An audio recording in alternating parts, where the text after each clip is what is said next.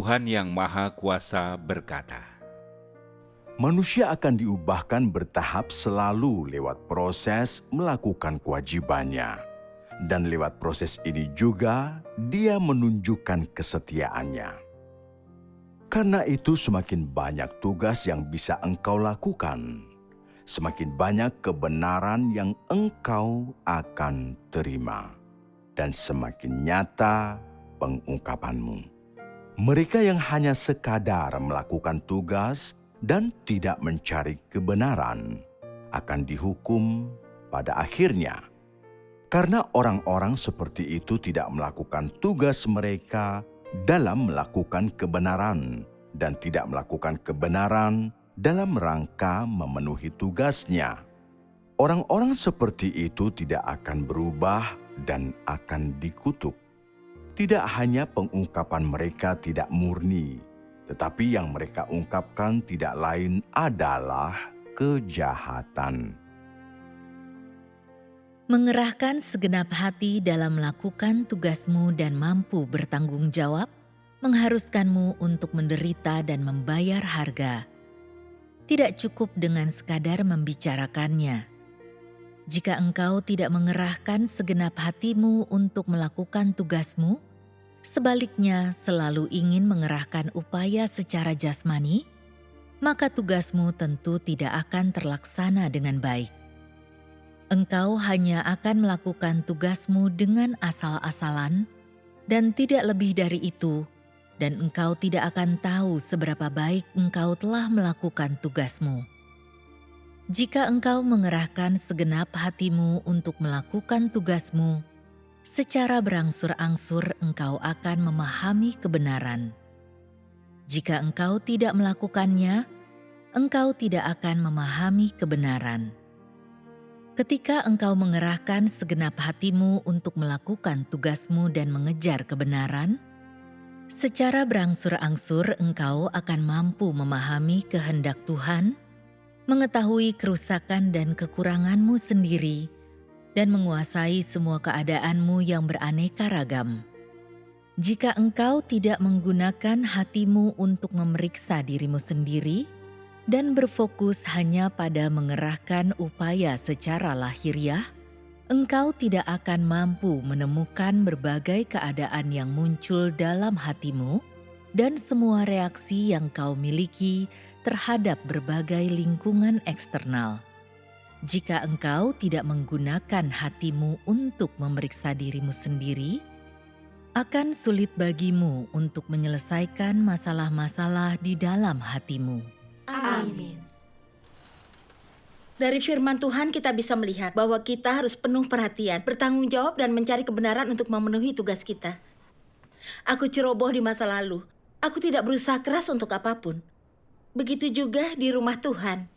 Aku tidak bekerja terlalu keras. Tiap menemui tugas yang rumit dan berat yang memerlukan kerja keras, aku ceroboh dan tidak bertanggung jawab. Jadi aku selalu membuat kesalahan dalam tugasku. Kemudian dari firman Tuhan, aku mulai punya pemahaman tentang watakku yang rusak dan cara merampungkan tugasku untuk memenuhi kehendak Tuhan. Lalu aku bisa melaksanakan tugasku secara bertanggung jawab dan mantap. Tugasku pada saat itu adalah memeriksa terjemahan ke bahasa Italia. Awalnya aku tekun dan bersedia menyelesaikan masalah apapun yang muncul. Namun seiring berjalannya waktu, aku dihadapkan dengan tumpukan dokumen dan mulai sedikit gelisah. Terutama saat aku melihat dokumen dengan catatan beraneka warna, serta banyak sekali titik, koma, dan tanda baca lain. Semua perlu diperiksa format dan posisi penempatannya. Aku menjadi resah. Aku berpikir, berapa banyak pikiran yang harus kucurahkan untuk ini? Ini terlalu berat. Lalu aku tidak mau lagi memeriksanya dengan teliti. Cukup kulihat sekilas saja, memastikan itu kurang lebih benar. Terkadang aku perlu menenangkan pikiranku dan benar-benar berpikir apakah terjemahan itu akurat. Tetapi saat aku melihat struktur kalimat yang kompleks, aku membuat perhitungan egois ini. Butuh sangat banyak usaha untuk memperhatikan dan meneliti setiap kata. Dan jika pencarianku nihil, bukankah itu buang-buang tenaga? Sudahlah, orang lain akan mengerjakannya. Begitulah, Aku mengerjakan tugasku secara asal-asalan. Lambat laun, masalah mulai bermunculan. Dalam dokumen yang kuperiksa ditemukan kesalahan. Ada kesalahan kapitalisasi, kesalahan tanda baca, dan beberapa dari dokumen itu tidak ada terjemahannya. Aku merasa sangat bersalah ketika melihat itu. Orang lain langsung bisa melihat masalah kecil itu. Tetapi aku tidak melihatnya padahal itu ada di depanku. Dan bagaimana mungkin ada kelalaian yang sangat mencolok seperti itu? Perasaanku makin buruk saat memikirkannya. Suatu hari setelah makan siang, aku menerima pesan yang mengatakan ada kesalahan mendasar dengan bentuk tunggal dan jamak dalam dokumen yang kuperiksa. Jantungku serasa tertusuk pisau. Bagaimana aku bisa begitu ceroboh? Bagaimana aku bisa melewatkan kesalahan mendasar seperti itu? Aku tidak yakin apakah dokumen lain yang kuperiksa mengandung kesalahan serupa. Benar. Pekerjaanku penuh dengan kesalahan. Apa yang harus kulakukan? Dalam penderitaanku, aku bergegas datang ke hadapan Tuhan dan berdoa. Aku merenungkan keadaan diri dan sikapku terhadap tugasku baru-baru ini. Aku membaca sebuah kutipan firman Tuhan. Jika engkau tak sepenuh hati melakukan tugasmu dan lalai, semata-mata melakukan hal dengan cara termudah yang bisa engkau lakukan, mentalitas macam apa ini? Ini mentalitas asal-asalan. Tanpa kesetiaan terhadap tugasmu, tanpa rasa tanggung jawab, dan tanpa menganggap tugas itu sebagai misimu. Engkau hanya menggunakan separuh tenagamu dengan setengah hati. Engkau berusaha menyelesaikannya dengan seadanya, seolah engkau sedang bermain-main. Tidakkah ini akan menimbulkan masalah? Orang akan berkata engkau melakukan tugas dengan buruk dan sekadar melakukan rutinitas asal-asalan. Apa yang akan Tuhan katakan tentang ini? Dia akan mengatakan bahwa engkau tidak dapat dipercaya. Jika engkau telah dipercayakan dengan sebuah pekerjaan, baik itu pekerjaan dengan tanggung jawab yang utama ataupun tanggung jawab yang kurang penting, jika engkau tak sepenuh hati melakukan pekerjaan itu atau tak memenuhi tanggung jawabmu, tak memandangnya sebagai misi yang telah Tuhan berikan atau perkara yang telah dipercayakannya kepadamu, atau sepenuhnya menganggap itu sebagai tugas dan kewajibanmu sendiri, maka itu akan menimbulkan masalah. Tak dapat dipercaya, perkataan ini akan mendefinisikan bagaimana engkau mulai melakukan tugasmu, dan Tuhan akan berkata karaktermu tidak sesuai harapan. Jika ini sikap dan pendekatanmu terhadap apa yang Tuhan percayakan, maka akankah engkau diberi amanat dengan tugas apapun di masa depan? Bisakah engkau dipercayakan dengan sesuatu yang penting? Mungkin engkau bisa, tetapi itu akan tergantung pada bagaimana engkau berperilaku. Namun jauh di lubuk hati, Tuhan akan selalu menyimpan ketidakpercayaan terhadapmu juga ketidakpuasan. Bukankah ini akan menjadi masalah? Amin. Amin. Amin. Tuhan memerhatikan hati manusia. Setiap firman-Nya menghantam kelemahan fatalku. Kemudian kusadari, ternyata mau mudahnya saja dalam bekerja adalah sikap sembrono. Tidak ada perhatian dalam hal ini. Hanya meremehkan segalanya dan tidak bertanggung jawab sama sekali. Merenungkan kinerjaku. Setiap kali sesuatu membutuhkan waktu dan usaha, aku akan memakai metode pintas tercepat yang paling tidak menuntut untuk menyelesaikannya. Aku akan memilih cara termudah yang paling tidak merepotkan dan melelahkan. Ketika ada banyak kata baru, tata bahasa atau struktur kalimat yang sulit, aku tidak akan berusaha keras untuk memeriksanya. Aku akan mengambil jalan mudah dengan menandainya dan bertanya kepada orang lain. Ketika aku melihat catatan kompleks atau perlu memeriksa tanda baca dengan hati-hati, aku hanya memeriksanya sepintas, lalu mengabaikan beberapa masalah. Aku bersikap ceroboh dan mengabaikan tanggung jawabku terhadap tugas dan amanat Tuhan. Aku hanya berpikir tentang menghindari penderitaan daging. Adakah sedikit tempat untuk Tuhan di hatiku? Kemudian aku membaca firman Tuhan yang mengatakan, bagi mereka yang memiliki kemanusiaan, seharusnya mudah bagi mereka melakukan tugas tanpa diawasi. Ini harus disertakan dalam bagian tanggung jawab mereka. Sulit bagi orang tanpa kemanusiaan yang tak dapat diandalkan untuk melakukan tugas mereka. Orang lain harus selalu mengawasi dan menanyakan perkembangan mereka. Jika tidak, mereka akan menyebabkan kerugian setiap kali engkau memberinya pekerjaan untuk dilakukan. Singkatnya, engkau harus selalu merenung dalam tugasmu. Sudahkah aku memenuhi tugas ini dengan baik? Apakah aku bersungguh-sungguh melakukannya? Atau aku hanya sekadar saja melakukannya dengan hasil yang seadanya? Jika salah satu dari hal-hal itu terjadi, artinya itu tidak baik, itu berbahaya. Dalam arti sempit, orang semacam itu tak punya kredibilitas dan orang tak dapat mempercayainya. Dalam arti yang lebih luas, jika orang ini selalu bekerja sekadarnya saja, dan jika dia terus-menerus acuh tak acuh terhadap Tuhan, dia berada dalam bahaya besar. Apa konsekuensi dari sengaja berbuat curang? Dalam jangka pendek, engkau akan memiliki watak yang rusak, sering melakukan pelanggaran tanpa bertobat, tidak belajar untuk menerapkan kebenaran atau melakukannya. Dalam jangka panjang, jika terus-menerus kau lakukan hal itu, kesudahanmu akan lenyap, itu akan membawamu ke dalam masalah. Ini bukan kesalahan besar, tetapi banyak melakukan kesalahan kecil dan hasilnya tidak dapat diperbaiki. Ini sangat serius. Amin. Melihat Tuhan mengungkapkan natur dan konsekuensi dari kecerobohanku, aku merasa takut. Bekerja asal-asalan dalam tugas kita adalah menipu orang lain dan juga Tuhan. Sikap ini dikutuk oleh Tuhan. Jika aku tidak bertobat, cepat atau lambat aku akan melakukan pelanggaran serius dan disingkirkan. Ketika gereja membuat pengaturan untuk tugasku, aku bersumpah sepenuh hati untuk melakukan tugasku dengan baik. Tetapi ketika tugas itu mengharuskanku untuk berusaha, aku hanya memikirkan daging. Aku takut menderita. Aku tak serius dan ceroboh ketika memeriksa dokumen. Jadi aku melewatkan kesalahan yang begitu kentara. Bukankah itu curang? Pikiran-pikiran ini memenuhiku dengan penyesalan. Jadi aku berdoa kepada Tuhan.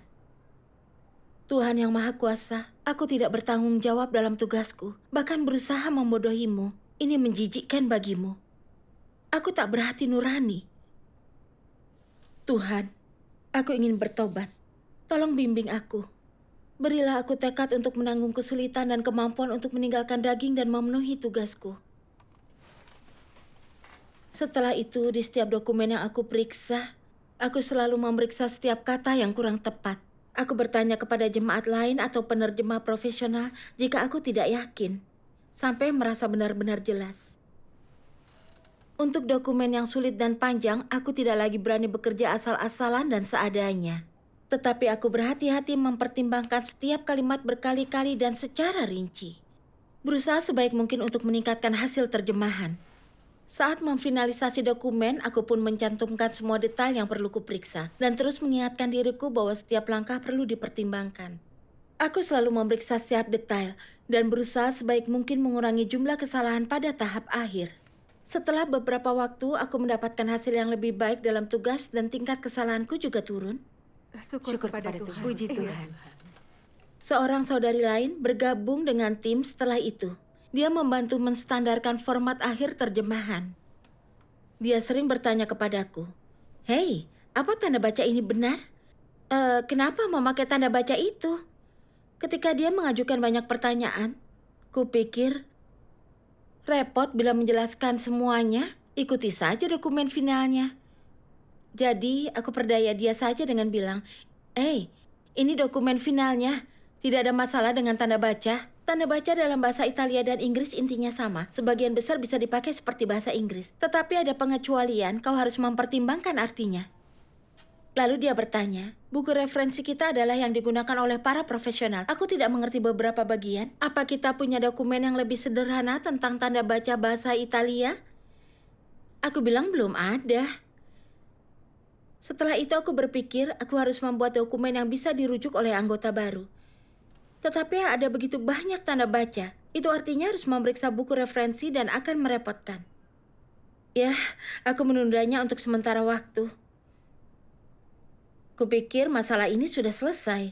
Tetapi saat dia menggunakan tanda baca bahasa Italia seperti bahasa Inggris sebagaimana yang aku suruh dalam formatnya, dia menghapus semua spasi sebelum dan sesudah tanda pisah dalam dokumen yang berisi 150.000 kata. Aku terkejut saat mengetahuinya. Dalam bahasa Italia, kau harus menggunakan spasi sebelum dan sesudah tanda pisah untuk mencegah kebingungan antara tanda pisah dan tanda hubung. Itu berbeda dari bahasa Inggris. Namun, aku tak memberitahu dia tentang itu. Dia harus memeriksanya lagi dari awal dan membetulkan satu persatu.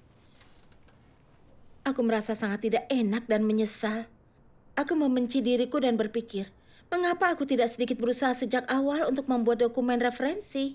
Mengapa aku selalu memikirkan daging dan sangat takut repot? Dia harus memeriksa semuanya lagi karena kecerobohanku. Lalu dokumen itu juga harus diverifikasi lagi. Itu memerlukan usaha dan yang terpenting adalah itu menghambat pekerjaan kami. Bukankah itu mengganggu pekerjaan rumah Tuhan? Perasaan berutang, menyalahkan diri, dan penyesalan kembali muncul. Aku sungguh ingin menampar wajahku. Mengapa aku bekerja seadanya lagi? Ada apa denganku? Suatu hari dalam saat teduh, aku menemukan sebuah kutipan firman Tuhan. Bukankah ada sesuatu di dalam watak yang rusak yang membuat orang menangani segala sesuatu dengan sembrono dan tidak bertanggung jawab? Apa sebenarnya sesuatu itu? Itu adalah kebobrokan. Dalam segala hal mereka berkata itu sepertinya sudah benar dan seperti ini sudah cukup. Ini adalah sikap mungkin, boleh jadi dan tidak 100%. Mereka melakukan segala sesuatu dengan acuh tak acuh.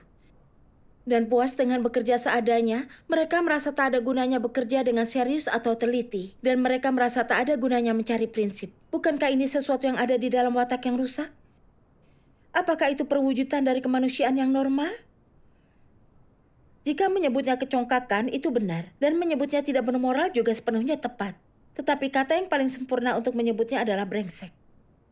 Kebobrokan seperti itu ada dalam kemanusiaan kebanyakan orang. Mereka berharap untuk melakukan sesedikit mungkin dan ada tipu muslihat dalam segala hal yang mereka lakukan.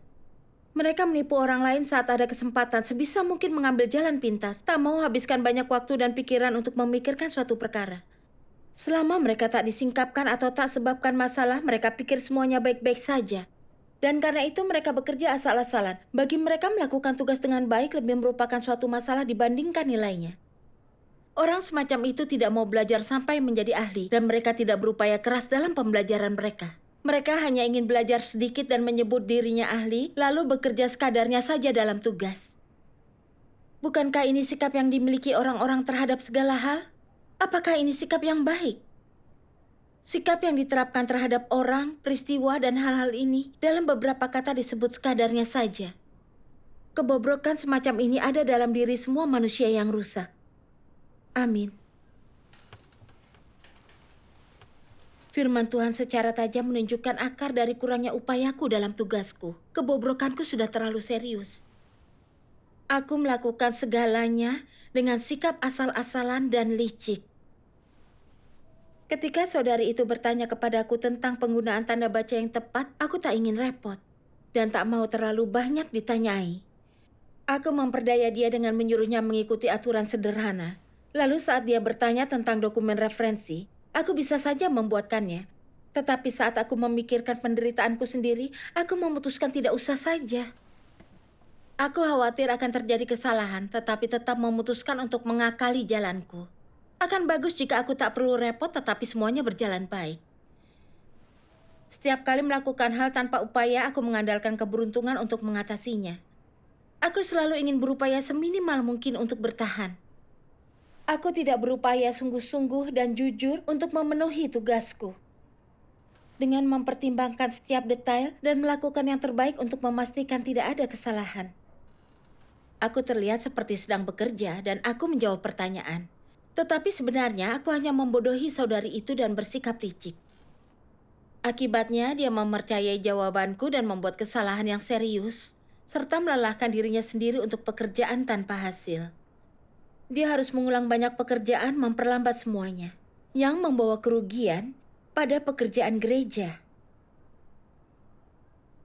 Prinsip yang mendasari tindakanku, memilih cara termudah dan paling tidak merepotkan, adalah prinsip yang merugikan orang lain. Aku menggunakan trik picik untuk menghemat upayaku. Aku tidak menderita secara fisik, tetapi pelanggaranku dalam tugasku tak kunjung berhenti dan mengganggu pekerjaan rumah Tuhan. Aku merugikan semua orang. Aku diberi tugas yang sangat penting, tetapi menyepelekannya, asal-asalan, tidak bertanggung jawab, curang, ceroboh, dan meremehkan konsekuensinya. Aku sama sekali tak punya hati nurani. Hanya saat itulah aku melihat betapa seriusnya kebobrokanku, betapa rendahnya integritasku, dan tidak berharganya diriku. Kemudian aku menonton video tentang pembacaan firman Tuhan. Mari kita menontonnya bersama. Baiklah. Tuhan Yang Maha Kuasa berkata, Jika manusia tidak bisa mengungkapkan apa yang harusnya dia ungkapkan di saat melayani atau mencapai apa yang secara mendasar mungkin dicapainya, dan malah mundur dan bimbang, maka dia telah kehilangan fungsi dari seorang makhluk ciptaan. Manusia jenis ini dianggap sebagai makhluk tidak berentitas dan tidak berguna. Bagaimana bisa orang seperti ini mendapat gelar kehormatan sebagai makhluk ciptaan? Bukankah mereka sama saja seperti entitas rusak yang dari luar terlihat menarik tetapi di dalam busuk? Siapa yang bisa melakukan yang benar dalam kata-kata dan tindakannya? Mungkinkah pengorbananmu sekalian yang sangat kecil itu sebanding dengan semua yang aku berikan kepada engkau semua? Aku tidak punya pilihan lain dan telah memberikan seluruh diriku bagi engkau semua. Tapi engkau semua malah menyalahartikan pemberianku dan tidak memberikan seluruh dirimu sekalian bagiku. Dan inilah yang kalian lakukan dengan kewajiban kalian, satu-satunya fungsi kalian. Bukan begitu? Tidakkah engkau semua tahu bahwa engkau semua sama sekali tidak memenuhi kewajiban sebagai makhluk ciptaan? Bagaimana bisa engkau semua dianggap sebagai makhluk ciptaan? Tidakkah engkau semua tahu dengan jelas apa yang engkau semua ungkapkan dan hidupi? Engkau semua sudah gagal dalam memenuhi kewajibanmu sekalian, tetapi masih mencari belas kasihan dan anugerah berlimpah dari Tuhan. Anugerah seperti itu tidak disediakan bagi mereka yang tidak layak dan rendah seperti engkau semua, melainkan bagi mereka yang tidak meminta apa-apa dan dengan senang hati mengorbankan dirinya. Manusia seperti engkau semua, makhluk tak berarti biasa, tidak layak menerima anugerah surgawi. Hanya kesulitan dan hukuman kekal yang akan menemani hari-harimu sekalian. Jika engkau semua tidak bisa setia kepadaku, maka penderitaan akan menjadi nasibmu. Jika engkau semua tidak bisa dipercaya dengan firman dan pekerjaanku, maka hukuman akan menjadi bagian engkau semua. Tidak ada satupun berkat, anugerah, dan kehidupan yang indah di kerajaan yang akan menjadi milik kalian. Itulah akhir yang layak kalian dapat dan konsekuensi dari perbuatan kalian sendiri. Amin. Firman Tuhan mengatakan, aku tidak punya pilihan lain dan telah memberikan seluruh diriku bagimu. Tetapi engkau memiliki niat jahat dan setengah hati terhadapku. Dan inilah yang engkau semua lakukan dengan kewajibanmu. Kata-kata itu menikam jantungku. Tuhan memberiku kesempatan untuk melaksanakan tugasku, agar aku bisa mencari dan mendapatkan kebenaran melalui tugasku, membuang watakku yang rusak dan diselamatkan oleh Tuhan. Namun alih-alih mencari kebenaran, aku hanya memedulikan daging, memperdaya dan menipu Tuhan. Aku memikirkan tentang bagaimana Tuhan menjadi daging untuk menyelamatkan umat manusia, menanggung penghinaan dan rasa sakit yang luar biasa, dikejar dan dianiaya oleh pemerintah, dikutuk dan ditolak oleh masyarakat. Tetapi dia selalu mengungkapkan kebenaran dan bekerja untuk menyelamatkan manusia. Kualitas kita sangatlah kurang, sehingga kita lamban dalam memahami kebenaran. Tuhan bukan saja tidak meninggalkan kita, tetapi dia bersekutu dengan serius dari segala segi. Dia menjelaskan semua kebenaran dengan sangat terperinci. Dia menceritakan kisah-kisah, memberikan contoh, dan menggunakan kiasan untuk membuat kita mengerti. Sejumlah kebenaran rumit dan mencakup banyak hal. Jadi Tuhan menguraikannya dan memberikan garis besarnya kepada kita. Dia secara sabar dan sistematis membimbing kita untuk memahami kebenaran melalui persekutuan. Kita bisa melihat Tuhan memikul tanggung jawab besar untuk kehidupan kita. Namun bagaimana aku melakukan tugasku sendiri? Aku berpikir bahwa memberikan perhatian dan upaya lebih tidaklah sepadan. Aku tidak serius atau bertanggung jawab dalam pekerjaanku. Aku mengambil jalan yang termudah tanpa memikirkan hasil atau konsekuensinya. Aku menyepelekan amanat Tuhan dan hanya mengambil jalan yang mudah. Di mana hati nuraniku? Aku layak dihukum oleh Tuhan. Namun Tuhan tak pernah menyerah dalam menyelamatkanku. Dia gunakan firman-Nya untuk mencerahkan, membimbing, dan membantu mengenal diriku dan memahami kehendak-Nya. Jika terus bermalas-malasan dan tidak serius dalam tugasku, aku tak layak hidup atau disebut manusia. Jadi aku berdoa kepada Tuhan. Tuhan yang Maha Kuasa, kebobrokanku ini terlalu serius. Aku tak mau terus hidup dengan cara yang memalukan dan tak bermartabat ini. Tolong beri aku kekuatan untuk mengamalkan kebenaran, agar aku bisa hidup dalam gambar manusia sejati dan memenuhi tugas makhluk ciptaan. Amin. Amin. Kemudian aku membaca firman Tuhan. Sebagai manusia, untuk menerima amanat Tuhan, orang harus mengabdi. Dia harus penuhnya mengabdi kepada Tuhan dan tidak boleh setengah hati, tidak bertanggung jawab, atau bertindak sesuai kepentingan atau suasana hati. Ini bukan mengabdi. Apa arti mengabdi? Itu berarti selagi memenuhi tugas, kau tidak terpengaruh dan dibatasi oleh suasana hati, lingkungan, orang, perkara, atau hal lain. Aku telah menerima amanat ini dari Tuhan. Dia telah memberikannya kepadaku. Inilah yang harus kulakukan. Karena itu aku akan melakukannya dengan menganggapnya urusan pribadi. Dengan cara apapun yang memberikan hasil yang baik, berfokus untuk memuaskan Tuhan. Ketika berada dalam keadaan ini, engkau tidak hanya dikendalikan oleh hati nuranimu, tetapi juga oleh ketaatanmu. Jika engkau hanya puas dengan menyelesaikan amanat, tanpa ingin menjadi efisien dan mencapai hasil, dan merasa cukup dalam sedikit berupaya, artinya ini hanyalah standar hati nurani dan tidak bisa diperhitungkan sebagai pengabdian. Ketika engkau mengabdi kepada Tuhan, standar ini sedikit lebih tinggi dari standar hati nurani. Mengerahkan sebagian upaya saja tidak cukup. Engkau harus mencurahkan segenap hatimu untuk melakukannya. Engkau harus selalu menganggap tugasmu sebagai pekerjaan pribadimu untuk dilakukan, memikul beban untuk tugas ini. Jika engkau melakukan sedikit kesalahan atau jika engkau kurang teliti sedikit pun, engkau akan menanggung celah. Dan merasa engkau tidak boleh seperti itu, karena itu sangat mengecewakan Tuhan. Orang yang sungguh memiliki nalar memenuhi tugas mereka, seolah-olah itu pekerjaan pribadi mereka yang harus dilakukan, tak peduli apakah ada orang yang mengawasi atau tidak.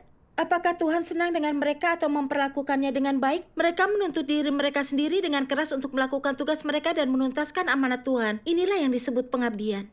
Amin. Amin.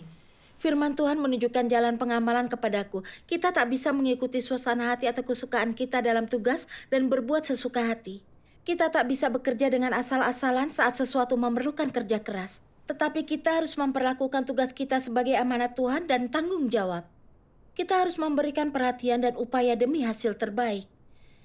Betapapun sulitnya, baik kita diawasi atau tidak, kita harus selalu melaksanakan tugas kita dengan segenap kekuatan kita. Benar. Saat aku menyadari ini, aku berdoa kepada Tuhan, serta bersedia bertobat dan mengamalkan firman Tuhan. Setelahnya aku menyediakan waktu untuk membuat dokumen tentang penggunaan tanda baca dalam bahasa Italia untuk dijadikan referensi oleh para anggota baru. Setelah itu aku merangkum masalah yang umum ditemukan dalam penerjemahan dan menyusun daftar semua hal yang perlu diperhatikan. Aku pun memeriksa ini saat peninjauan dokumen agar tak ada yang terlewat. Lalu saat seorang saudara atau saudari bertanya ketika menjalankan tugas, aku tak akan menanggapinya sepintas lalu dan menjawab asal-asalan. Melainkan mencermati pertanyaan mereka, menerapkan prinsip dan mencari wawasan profesional yang bisa kugunakan untuk menjawab.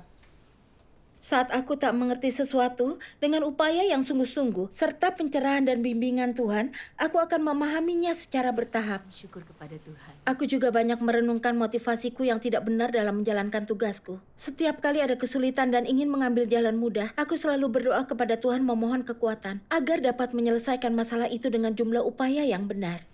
Berangsur-angsur sikapku dalam tugas dikoreksi dan aku semakin rajin. Aku jadi bisa melaksanakan tugasku secara mantap. Perubahan dalam diriku ini sepenuhnya merupakan hasil penghakiman dan hajaran Tuhan. Syukur Iya, kepada syukur Tuhan. kepada Tuhan. Syukur kepada Tuhan. Iya, benar.